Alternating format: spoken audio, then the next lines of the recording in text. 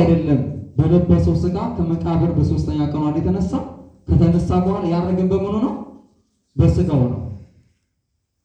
በቅዱስ ዮሐንስ ወንጌል ምዕራፍ 3 ተራ ቁጥር 13 ላይ ከሰማይ ከወረደው በቀር ወደ ሰማይ የወጣ የለም ወልደ እጓለ እመሕያው ብሎ የሚጠራው አይደለም።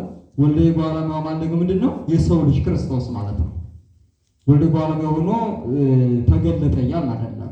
ከተገለጠ በኋላ ወልደ እጓለ እመሕያው ሆነ። ግን በመጀመሪያ ስሙ የጥንት ስሙ የአሁን ስሙ በጥንት መጠራት ስላለ ማለት ነው። እና ወልደ እጓለ እመሕያው ክርስቶስ ወደ ሰማይ ከሱ ውጭ ያረገ የለም ካለ ወልደ እጓለ እመሕያው መባል ምንድነው? ሰው ነው ማለት ነው። ሰው ነው። ከድንግል ማርያም የተወለደው ኢየሱስ ክርስቶስ ነው። እሱ ነው አረገ የተባለ። ታዲያ ያረገ በምንድነው? በሥጋው ነው። ርቀት የለም ማለት ነው። ርቀት ከሌለ ቀጣይስ ሊፈርድ ሲመጣ የሚገለጥ በአካለ ሥጋ አይደለም፣ በክብረ ትስብእት በግርማ መለኮት አይደለም፣ ስላረቀቀ ማለት ነው። ታዲያ ሥላሴ ሥጋ ያለ ሥጋ ነው የሚኖሩት፣ ያለ ሥጋ ነው የሚኖሩት ነው። ክርስቶስ በሥጋ ከሆነ ማነው? አብና መንፈስ ቅዱስ ግን ሥጋ የለበሱ አይደሉም። አሁን ሥጋ ለበሱ፣ ከሥጋ ጋር አልተዋሃዱ። በዘባነ ኪሩብ ማለት ይቻላል ወይ? አዎ ይቻላል። የተለየበት ጊዜ ሳለ እንዴ ሥጋ ስለለበሰ ከዘባነ ኪሩብ የሚለይበት አይነት መስሎ የሚታይ ይመስላል። የጥያቄ አውድ አይደለም። ሥጋ ስለለበሰ በዘባነ ኪሩብ በለበሱ ጋር የማይገለጥ አይነት ይገለጣል። ያው ቅድም በዘፈቀደ ተብሏል አይደለም። ሲፈልግ በደመናት፣ ሲፈልግ በመላእክት፣ ሲፈልግ በርግብ አምሳል፣ ሲፈልግ በእሳት አምሳል አይደለም እናየው አይደል? በእሳት አምሳል፣ በሽመግል አምሳል ለዛ ለሰባ ሰገል ሊገብሩ እንደሄዱ አንዱ ያበላኪ ነው። በስንት መልክ ነው የተገለጠላቸው? በስንት መልክ? በሶስት አይደለም? በሕፃን በሽማግሌና በጎልማሳ አይደል ተገለጠ።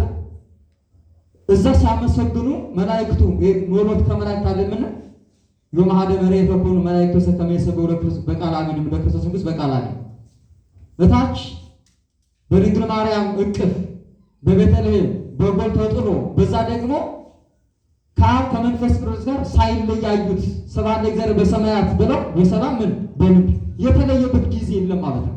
አሁን ምናልባት አንዳንዴ ዘወረደም ላይሉ የሚል ይሄ ወረደ ይላል አይደል?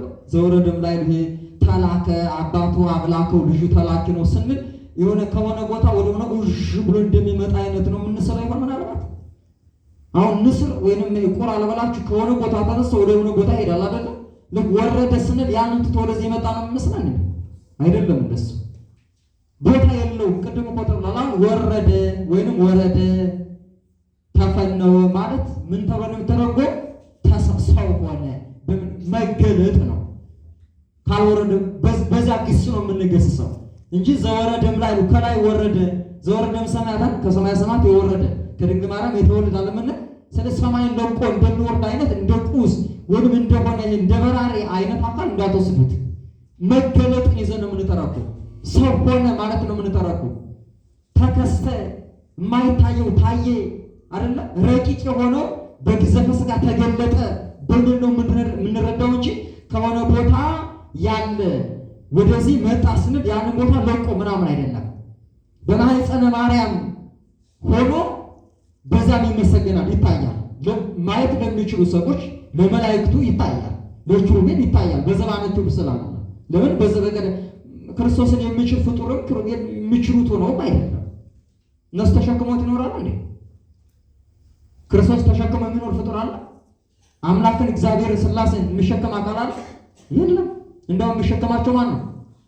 እርሱ ነው። ግን ይገለጥባቸዋል። ለምሳሌ እንደ ጫማችሁ አሁን ተጫምታችሁ ጫማ አለ ሁላችን። ጫማችን ማን ነው የተሸከመው? እሱ ነው እኛን የተሸከመ ወይስ እኛን የተሸከመ? ማን የተሸከመ? እኛ ነን። እሱ እኛ አይደለም። ምን አንቀሳቀሰ የጫማ ይከብዳል ይቀላል ብለን ሚዛን የምንሰጠው እኛ አይደለም። ግን ሲያካብል ተኮፍሶ የተሸከመን አይመስልም? ሲገለጥብን ኪሩቤል ማለት መገለጫ ናቸው ነው የተሸከሙት መስለው ይታያሉ። በዘፈቀደ ይገለጥባቸዋል ማለት እንጂ እዛ ጋር የለበሰ ሥጋ ያለበሰ እዛ መቀመጥ ይችላል ወይ አይችልም ወይ የሚል አሁን እዛ የሚገባ ነገር የለም። መገለጫ ናቸው። ከፈለግ ከነሱ ውጭ መገለጥ ይችላል አይደል? ሊቀ ካህናት ሆኖ በፈለጎ ኮቦር አንገታቸውን ዘንበር ዘመዚያ ትንቢተ ሕዝቅኤል ላይ እንደምናነበው ትንቢተ ኢሳይያስ ላይ ቅድም ሁኔታ የጠቀሱት የምናነበው ይህን የሚያመላክት ጉዳይ ነው። ስለዚህ በፈለገው መንገድ ይገለጣል። የሚገለጥ ግን በምንድን ነው? በፈለገው መንገድ። ምክንያቱም ዋልቦ ዘሬዮ ግሙራ አይደል? ለእግዚአብሔር ሳልቦ ዘሬዮ ግሙራ፣ እግዚአብሔር ፍጹም መቼ ያየው ያስተዋለው የለም። በዮሐንስ ወንጌል ምዕራፍ 1:18 ላይ እግዚአብሔርን ከቶ ፈጽሞ ያየው የለም። ቅንጣት ታህል እንኳን ላሳያችሁ ግን ወኮኑ ከማዕድን እንደ በድን ሆኖ አይደል? ትንሽ እንኳን ያሳያችሁ ሞክሮ ታቦር ተራራ ላይ ደብረ ታቦር ከምንለው ላይ ያም ወደ መቃብሩ ያም በሰረገላ ወደ ብሔራውያን ሌሎቹ ደግሞ መሄጃ አማራጭ አልነበራቸው፣ እዛው ነው የወደቁት አይደል? ስለዚህ እግዚአብሔርን እንደ እግዚአብሔርነቱ አናውቀው፣ እግዚአብሔርን በእግዚአብሔርነቱ አናውቀው አናየውም።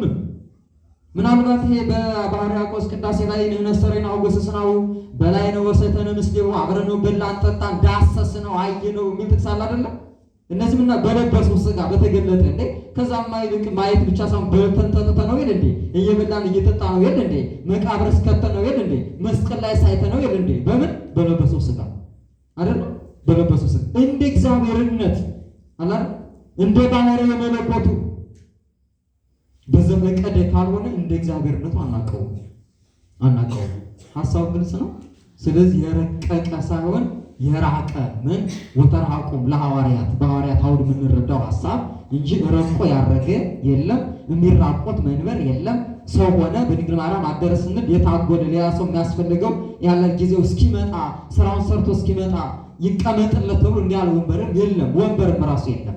ወነበረ በየማና በአባቱ ቀኝ ተቀመጣል። አሁን እዚህ ከሐሳቡ ጋር አብሮ ካረፍተ ነገር ይሄም አብሮ የተካተተ ይመስለኛል። በአባቱ ቀኝ ተቀመጠ አይደል?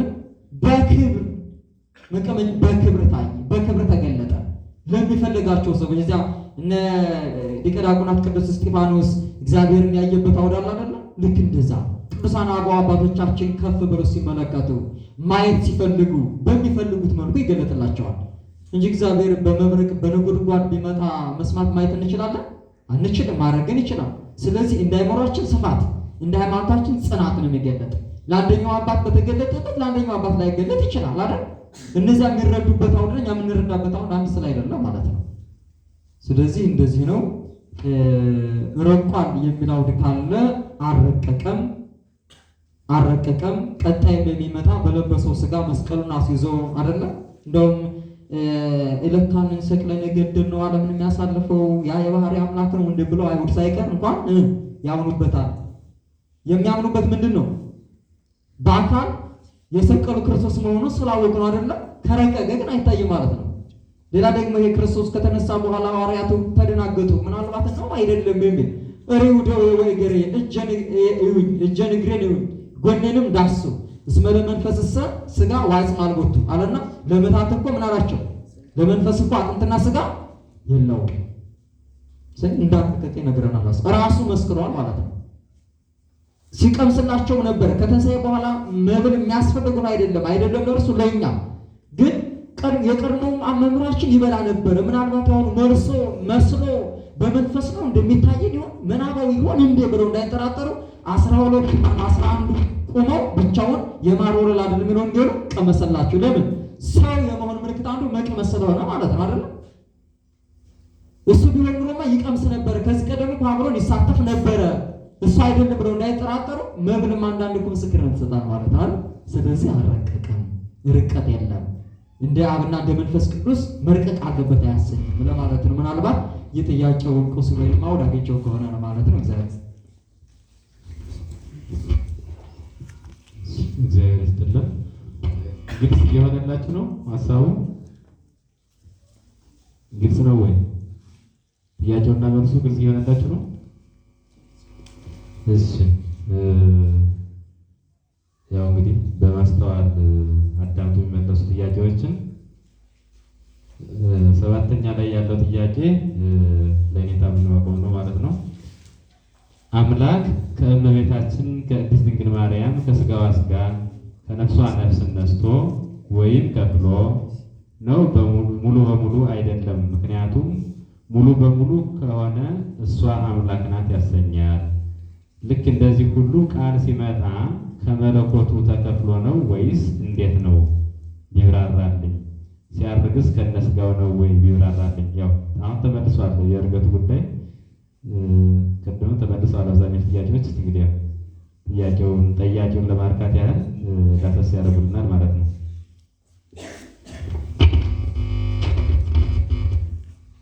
እሺ ተመሳሳይ ስለሆነ ጥያቄው መልሱም ተመሳሳይ ነው የሚሆነው። ምናልባት ትንሽ ለየት የሚያደርገው ቃል ከስጋ ጋር ሲዋሃድ መለኮትን ከፍሎ ነው ወይስ ደግሞ እንዳለ ነው የምትል ናት። የምን ተማሪ ሊሆን የጠየቀ ጊዜ መክፈል ጋር መቀነስ ጋር እንግዲህ እሱን እናንተ ወቁትና ቀደም ለመለስኩት መልስ ጥሩ ነው። ከእመቤታችን ከስጋዋ ስጋ ከነፍሷ ነፍስ ነስቶ የነሳውን ስጋ ነው የተዋሃደ እንጂ እመቤታችንን አልተዋሃዳትም። እመቤታችን ተዋህዷት ቢሆን ኖሮ እመቤታችን አምላክ ትሆን ነበር ያለው ንግግሩ ትክክለኛ ንግግር ነው። በሁለተኛ ላይ ያመጣው ንግግር ግን መለኮትን ከፍሎ ነው ወይ የሚለው ሐሳብ መለኮት ይከፈላል አይከፈልም? መለኮት ይከፈላል አይከፈልም? አይከፈልም። ይስተለሱ በአካላት ወይተዋሃዱ በምን በመለኮት ሥላሴ በአካል ሶስት ይሆናሉ፣ በመለኮት ግን አንድ ነው የሚሆነው። መለኮት ወደ ሶስትነት አትከፋፈልም። ከሶስት ተከፋፈለችማ ሶስት መለኮት ልንል፣ ሶስት አካላት ሶስት መለኮት ልንል ነው። መለኮትን ባጭር እንደ ባህሪ ያርጋችሁ ብትረዱት ቀላል ነው። አይ እንደዛ ከሆነ አሁን እዚህ ጋር በጣም ብዙ ሀሳቦችም ስለሚነሱ ነው። ግን ቀለል አድርጌ በምሳሌ ለማስረዳት አሁን ይሄ ጠያቂ የተቸገረው ምንድነው? መለኮት እንግዲህ ሙሉ ለሙሉ ስጋን ከተዋሃደ ሥላሴን አብ ወልድ መንፈስ ቅዱስን ምን ተዋህደዋል ሊልብኝ ነው። ስጋን ለብሰዋል ሊያሰኝብኝ ነው ብሎ ከመጨነቅ የተነሳ በቃ መለኮት ሶስት ልክፈላትና ወልድ የራሱን ድርሻ መለኮቱን ይዞ ከስጋ ጋር ይዋሃዳል። አብና መንፈስ ቅዱስ የራሳቸውን ድርሻ ይይዙና ሳይዋሃዱ ይቀራሉ የምትል የመጨነቅ ስራ ነው የሰራው። እዚህ ውስጥ አትግቡ። እንደው ለመዳን ይሄ ነው አይሆንም። እውነት ለመናገር አባቶች መጽሐፉ ባስቀመጠው ልክ ብናየው ጥሩ። አንዳንዴ በሳይንስ ልክ ሃይማኖትን እንሰንጥቀ ባለው ቁጥር የሚመጣው ክህደት በዛ ልክ ነው የሚሆነው እና አባቶች በጻፉት በአውዱ መመራት በነገር ሃይማኖት ውስጥ ከሚደረጉ ጥንቃቄዎች አንዱ አባቶች ከተናገሩት ውጭ አለመሄድ፣ አቅማችንን ማወቅ። ስለዚህ አባቶች ስለ መለኮት ምንድን ነው ያሉ? ይተዋሃዱ በመለኮት ካሉ በቃ መለኮት አንድ ነው፣ በቃ እኔ ለይዘው ምችል። ግን ምርምር እንደዚህ አይምሮ ሲገባብኝ በእርግጥ ዝም ማለት የለብኝም። እንደዚህ አይነት ሀሳብ መጣብኝ እንዴት ነው እንደሆነ ብሎ መጠየቁ ደግሞ ተገቢ ነው እና ወደ ተገቢው ጥያቄ ሲሄድ አንድ ቀላል ምሳሌ ልስጣችሁ። የውሃ ባህሪ ስንት ነው? የሁሉም ውሃ እሺ፣ እሱ ከሆነ ችግር የለም። ከከበዳችሁ የሰው ሁሉ ባህሪ ስንት ነው? ነው እንደ መልካችን ባህሪያችን ብዙ እንደ መልካችንም ባህሪያችን ብዙ ነው የምትሉት እንደዛ ናችሁ? አንድ በእርግጥ በዚህ በዘመናዊ ትምህርት ውስጥ መሰለኝና ተማሪዎች ይህን ትምህርት ከተማሩ በኋላ የባህሪ ለውጥ ያመጣሉ ይላል። ትክክል ነው። ስለዚህ ተማሪዎች ሰው ነበሩ። ያን ትምህርት ከተማሩ በኋላ ምን ይሆናሉ ማለት ነው? ዝንጀሮ ይሆናሉ ማለት ነው። እንስሳ ይሆናሉ። ምክንያቱም መጽሐፉም ይላል እኮ ሰው የመጣው ከዝንጀሮ ነው፣ ዝንጀሮ ናቸው ይላል። የዝንጀሮ መገኛ ደግሞ የት ነው ሲባል አፍሪካ ነው። የሰው ዘር መገኛ አፍሪካ ነው። ስለዚህ ሰው ደግሞ የጥንቱ ምንድነው? ዝንጀሮ ነው። ዝንጀሮ ከሆነ አፍሪካ ላይ ከተገኘ እንግዲህ አፍሪካ የመጀመሪያ ዝንጀሮ መገኛ ነው። ለዛ ነው የአፍሪካ ሰው ጥቁር የሆነው እና ያልተጣራ ዝንጀሮ ነው ይላሉ እነሱ። ተስማማላችሁ? አዎ፣ ገና ዝግመተ ለውጣችንን ያልጨረስነው ማለት ነው። ኢቮሉሽን ትምህርት እሱ ነው የሚያሳየው። እኛ ግን እግዚአብሔር ይመስገን ባሪያ እግዚአብሔር የተፈጠርን ክርስቶስ የሞተልን በክርስቶስ የምናምን ከሞት በኋላ ሕይወት ያለን ከዚህ ዓለም ውጭ ሌላ ዓለም የሚጠብቀን ባለ ተስፋ እንጂ በምድር ላይ በልቼ ጠጥቼ ጠግቤ የወጣልኝ ሰው ሁኜ እኖራለሁ የሚል የሞተ ወይም ከመቃብር በኋላ ሌላ ዓለም የለም፣ ከሞት በኋላ ሌላ ሕይወት የለም ብለን የምንደመድም ተስፋ የሌለን ሰዎች አይደለም። እና ይሄንን ሊቃውንቱ ሲያቃኑ አይ ይሄንን ሐሳብ ያመጣው ሰው ሐሳብ ነው የተቀያየረበት። ዝንጀሮ በዝግመተ ለውጥ ሰው ሆነ ሳይሆን ማለት የነበረበት ሰው በዝግመተ ለውጥ በሂደት ምን ሆነ? ዝንጀሮ ሆነ። አሁንም ይሄ የአካል አይደለም። የምንድን ነው? የሀሳብ ዝንጀሮ ነው። እኔ ብቻ ልብላ፣ እኔ ብቻ ልጠጣ፣ ገድዬ ቀምቼ። የዝንጀሮ ባህሪ እሱ ነው። መቀማማት፣ መመታታት ነው። ያሸነፈ ነው የሚኖር በዝንጀሮ ዓለም። ያው በሰው ዓለምም እንደዚያ ተሞክሯል። እና ወደዚህ ያስገባኝ ምንድን ነው? የሰው ሁሉ ባህሪ ስንት ነው? አንድ ነው። ጠባዩ ግን ይለያያል። ጠባይና ባህሪን ብዙ ጊዜ በእኛ ሀገር አንድ አድርገን እንጠራበታለን። ግን በመጻሕፍት ሀሳብ ጠባይና ባህሪ ይለያያል። ባህሪያችን ማለት ሰው ከስንት ባህሪ ነው የተፈጠረው? ከአራቱ ባህሪያት። ከአራቱ ባህሪያት ውጭ የተፈጠረ ሰው እዚህ አለ? እስኪ ከውሃ ያልተፈጠረ እጁ ነው የላችሁም? ከውሃ ከመሬት፣ ካፈር፣ ከጭቃ ይሄ ጭቃ ትንሽ ከነፋስ እያልን ሁላችንም ባህሪያችን አንድ ነው። ጠባያችን ይለያያል። አሁን የሰው ሁሉ ባህሪ አንድ ስለሆነ ከመካከላችን አንድ ሰው ቢሞት ሰው ሁሉ ይሞታል? ንገሩኝ። ሰው ሁሉ ይሞታል? አይሞትም። ለምን? የእኛን ባህሪ ነው ያለ። ወይም በሌላ ንግግር እንግዲህ ኢየሱስ ክርስቶስ ከእመቤታችን ከሥጋ ሥጋ ከነፍሷ ነፍስ ነስቶ ምን ሆኗል? ሰው ሆኗል አይደል? ሰው ከእመቤታችን የነሳው ነፍስና ሥጋ ከቃል ጋር ሲዋሃድ ምን ሆኗል? አምላክ ሆኗል። በጥቅሉ የሰው ባህሪ ምን ሆነ? አምላክ ሆነ። የሰው ባህሪ ሁሉ አምላክ ስለሆነ ሁላችንም አምላክ ነን ማለት ነው አይደለም። ለምን? በአካል ልዩ ስለሆነ፣ በባህሪ ግን አንድ ነን እኮ። እና በባህሪ አንድ ከሆነ ለምን አልሆነም? በአካል ልዩ ስለሆነ። በጣም ጥሩ። የውሃ ሁሉ ባህሪ አንድ ነው። ከውሃው አምጥተን በብረት ድስት ውሃ ብናሞቅ ያ ውሃ ይሞቃል አይደል? ያቃጥላል። የውሃ ሁሉ ባህሪ አንድ ስለሆነ የወንዞች በቃ በዓለም ያሉ ወንዞች ሁሉ ይሞቃሉ ማለት ነው? አይሞቁም። ለምን አልሞቁም? ያመጣነው ውሃ በአካል ምንድን ነው? በአካል የተለየ ነው።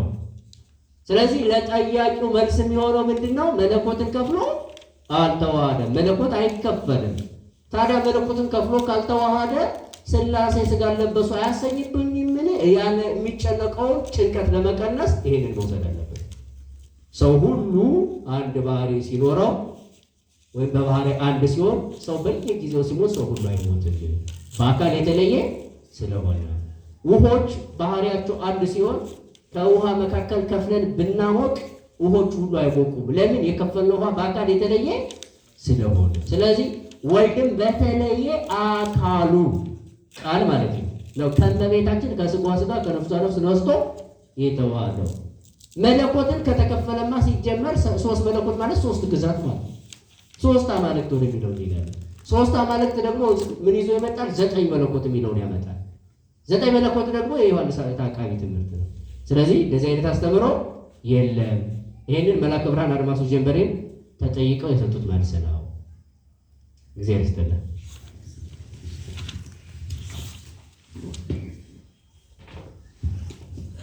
እግዚአብሔር ይስጥልን። መምህራችን ቃልዎት ያሰማልን። በድጋሚ እንግዲህ ምሳሌዎቹ ግልጽ ናቸው ይመስለኛል። የአካል ልዩነትና የባህሪ አንድነት የሚሉ ምሳሌዎችን ያዙ። ያው ሁላችሁም ግልጽ አድርገው ነው ያስረዱን። እግዚአብሔር ይስጥልን። ቀጣይ ጥያቄ የኔታ አስማዘር ናቸው የሚመልሱልን። 8ኛ ላይ ያለ ጥያቄ ነው። ጥያቄው የክርስቶስ ትንሣኤ ከአልዓዛር ትንሣኤ በምን ይለያል ይላል።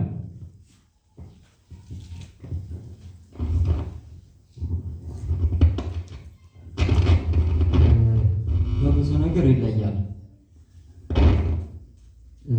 አልዓዛር ፍጡር ሲሆን ክርስቶስ ግን ፈጣሪ ነው አይደል? ክርስቶስ የተነሳ በፈቃዱ ነው። አልዓዛር ግን በነሳ የሚል ፈቃድም የለውም፣ ምክንያቱም ሞቷል። አልዓዛር የተነሳው አይደለም አዳኝ ቀርቶ በምውት ዘመን በብሉይ ኪዳን ነው። በአሮጌ ዘመን በአሮጌ ሥጋ ነው ሞት አይደለም። ክርስቶስ የተነሳ ግን በሐዲስ ኪዳን በሐዲስ ሥጋ ነው። ለአልዓዛር ሞቶ እንደገና ተነስቶ እንደገና ሁለተኛ ሞት አለበት አይደለም። በክርስቶስ ሁለተኛ ሞት አለበት። ወንዝ እየረከበ ዳግም ሞት ሁለተኛ ሞት ክርስቶስን ምን አገኘው? ስለዚህ በዚህ ይለያል። አልዓዛር ራሱን በራሱ ማስነሳት አይችልም። ክርስቶስ ግን ወተንሳይኩ በስልጣነ ባህቲቴ በራሴ ስልጣን ተነሳሁ ይላል።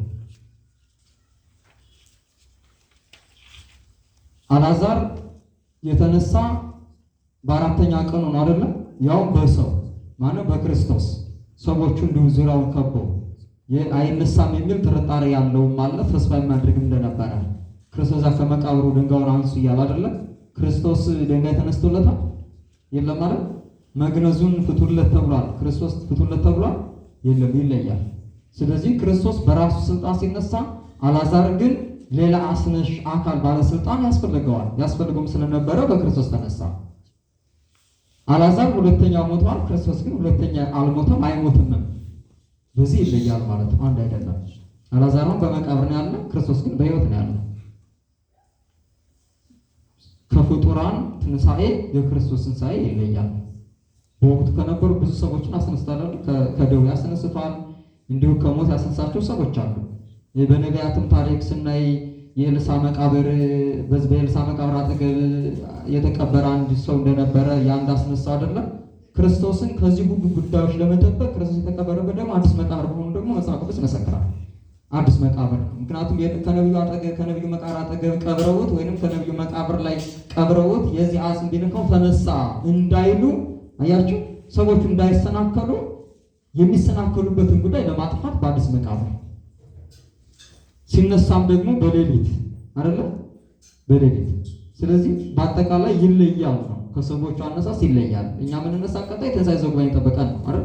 ክርስቶስ ግን ትንሣኤ ዘጉባኤን አይጠብቅም፣ ቀድሞ ተነስቷል። ወሐፀረ ዕድሜ ለርእሱ የመነሳት ዘመኑን አሳጥሮ ቶሎ ተነስቷል። በሶስተኛ ቀኑ ስለሚል ማለት ግልጽ ነው ሀሳቡ። ይህ ብዙ የሚያናገር አይደለም።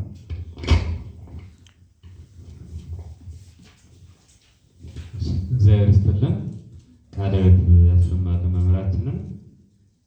የሁለቱ ልዩነት እንግዲህ ግልጽ አድርገው አስቀምጠውልናል። ሁላችንም ይህን መያዝ ነው የሚጠበቅብን ማለት ነው። መሀል ላይ እንዴት ነው? እየደከማችሁ ነው? ምንድን ነው የጠፉ አምፖሎች ምናምን እንዳይኖሩ መሀል ላይ በዛ ጨለም በለው አካባቢ ድካም አለ። ኋላ ጀርባ አካባቢ ያላችሁ ልጆች እንዴት እየተከታተላችሁ ነው አላችሁ? እሺ፣ እግዚአብሔር ከኛ ጋር ይሁን። ጠቃሚ ስለሆኑ ጥያቄዎች ሁላችንም በንቃት እንከታተል።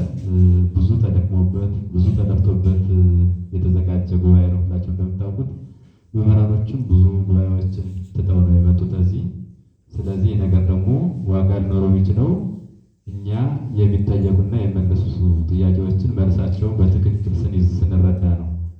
ለዛ ስለሆነ ሁላችሁም የሚመለሱ መልሶችን እየያዛችሁ እንደተከታተሉ ነው በእግዚአብሔር ስም የምንጠይቀው። እሺ፣ ወደ 9ኛ ጥያቄ ሄዳለሁ። ጥያቄው እንደዚህ ይላል።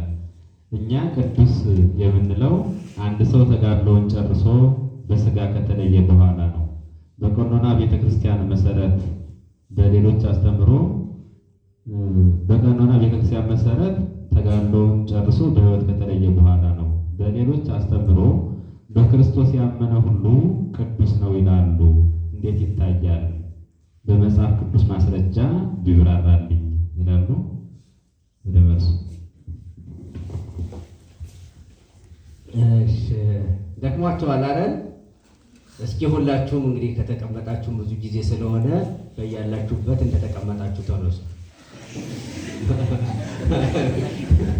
አይ ጎበዝ ናችሁ፣ ትሰማላችሁ ማለት ነው።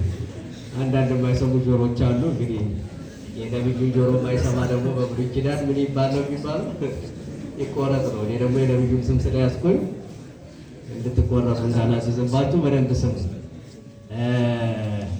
ያልሰማ ጆሮ ከጎረቤት ያጣላል የሚባል አንድ መምህር ምን አሉ? አይ ከጎረቤት ጋር ብቻ ሳይሆን የሚያጣላ ከእግዚአብሔርም ጋር ያጣላ። በጣም የሚገርም ንግግራቸው ማለት ዛሬ በትክክል ያልሰማ ጆሮ እኮ ነው ከእግዚአብሔር ጋር እየተጣላ እንዲህ ተብያለሁ እንዲህ ብያለሁ ይላል፣ ይጽፋል፣ ምን ይላል። ከዛም በኋላ ሰውን ጨምሮ ያጣላልና እንደሱ እንዳትሆኑ። በጣም ጆሮ ለበጎ ነገር ከተጠቀሙበት ስለሚጠቅም ለበጎ ነገር እንጠቀሙ። በጥቅሉ የተጠየቀው ጥያቄ ሲሰበሰብ ምንድን ነው? በእኛ በኢትዮጵያ ኦርቶዶክስ ተዋሕዶ ቤተክርስቲያን ምዕመናንን ቅዱሳን እያልን አንጠራም። ቅዱሳን የሚባሉት በተጋድሎ ያለፉ ያው በነገረ ቅዱሳን ሰፊ ትምህርት ቢኖረው ተጋድሏቸውን የጨረሱ በቤተ ክርስቲያን ቀኖና ከሞቱ በኋላ ከ50 ከ60 ዓመት በኋላ ነው። በሌሎቹ ደግሞ ያመኑትን ሁሉ ቅዱሳን ብለው ይጣራሉና እንዴት ነው ይሄ ነገር ከመጽሐፍ ቅዱስ አንጻር እንዴት ይታያል? ነው እውነት ነው። አሁን ቅዱሳን ቅዱስ የሚለውን ስም እኛም በሕይወተ ሥጋ ላለ ሰው እንጠቀምበታለን።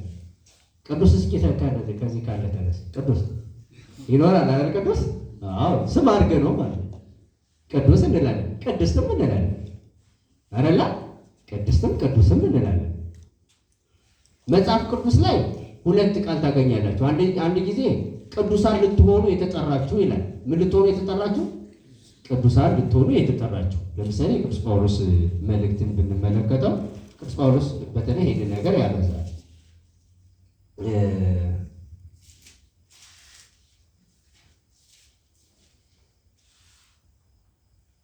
እዚህ ለምሳሌ ኤፌሶን ላይ ስታነቡ በእግዚአብሔር ፈቃድ የጌታችን የኢየሱስ ክርስቶስ ሐዋርያ ከሆነ ከጳውሎስ በኢየሱስ ክርስቶስ ላመኑ በኤፌሶን ላሉ ቅዱሳን ይላል። በየት ላሉ ቅዱሳን?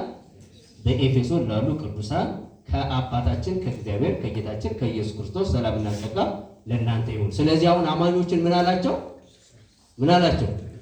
ደፈር ብላችሁ ተናገሩ። ምን ነው ፈራችሁ? ተናገሩ በደንብ። አድማ ይዛችኋል እንዴ? ጨምሩት። ቅዱሳን ነው። እንግዲህ አሁን በሮሚ ያሉትን አማኞችን ቅዱስ ጳውሎስ ምን አላቸው ማለት ነው? ቅዱሳን አላቸው። ያው መግቢያው ላይ የተናገራቸው ነገሮች አሉ። ለምሳሌ ደግሞ ሮሜን ስንመለከተው የእግዚአብሔር ወንጌል ለማስተማር ተለይቶ ከተጠራ ሐዋርያ የጌታችን የኢየሱስ ክርስቶስ አገልጋይ ከሚሆን ከጳውሎስ በነቢያት ቃልና በቅዱሳት መጻሕፍት አስቀድሞ በተስፋ ያናገረው ይልና ከሙታን የተነሳ ቆሮንቶስ ላይ ያለ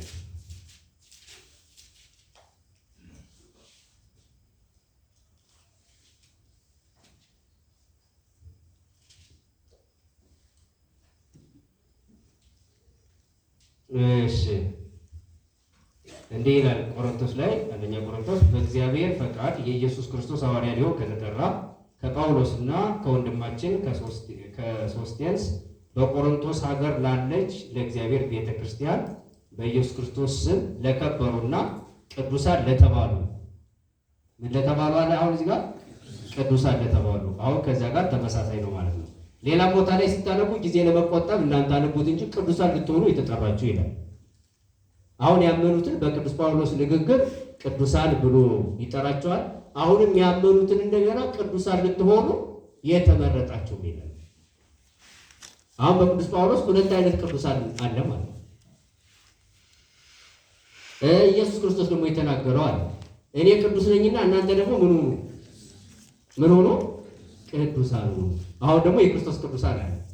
የክርስቶስ ቅዱሳንና የቅዱስ ጳውሎስ ቅዱሳን አሁን ቅዱሳን ሁኑ ያላቸው ሰዎች እኮ ያመኑትን ምን ሆኑ? ቅዱሳን ሁኑ። ለማንኛውም ወደ ትርጉም ልውሰዳችሁና በአጭር ላስረዳችሁ። ቅዱስ የሚለው ትርጉም እንዲሁ ስናስበው ወይም ስናይ መዝገበ ቃላትን ስናገላበት ወደ 6 ያክል ትርጉም አለ። ቅዱስ የሚለው ቃሉ የግዕዝ ነው። በእርግጥ ከሌሎችም ቋንቋ ጋር የሚያወራርሰው አለ። እንግዲህ ቋንቋ በባህራዊ ተወራራሽ ስለሆነ እና ቅዱስ ማለት ቀደሰ፣ አከበረ፣ ለየ፣ አጸና፣ አነጻ፣ መረጠ፣ አመሰገነ የሚል ትርጉም አለ። ስንት ተረጎም? 5 ማለት። ስለዚህ ቅዱስ ማለት ምን ማለት ነው? ጽኑ፣ ንጹሕ፣ ክቡር፣ የተለየ፣ የተመሰገነ፣ የተመረጠ የሚል ትርጉም አለ። ቅዱሳን ስንል ደግሞ ማብዛት ነው። የጸኑ፣ የነጹ፣ የከበሩ፣ የተለዩ፣ የተመሰገኑ፣ የተመረጡ እንላለን።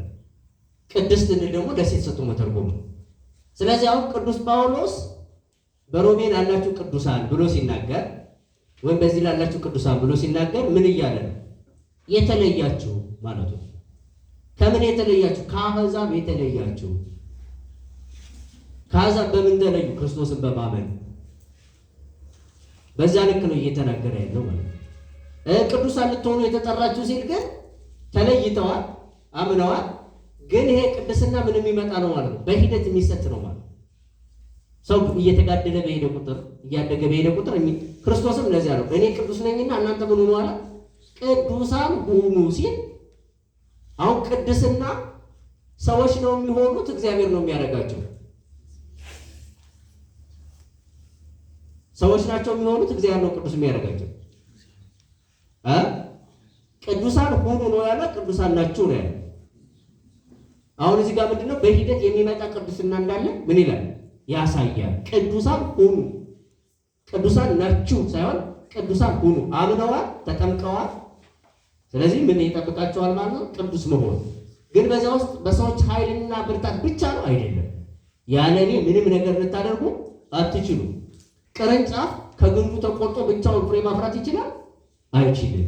በግንዱ በኩል ነው ማዕድን እያገኘ አፍርቶ የሚገለጠው። ስለዚህ ቅዱሳን ክርስቶስ ሞቶላቸዋልና ደሙን አፍስሶላቸዋልና ክሶላቸዋልና እሱን አብነት አድርገው ከሱ ባገኙት ጸጋ ኃይሉ እያገዛቸው የሚመጣ ቅድስና አለ።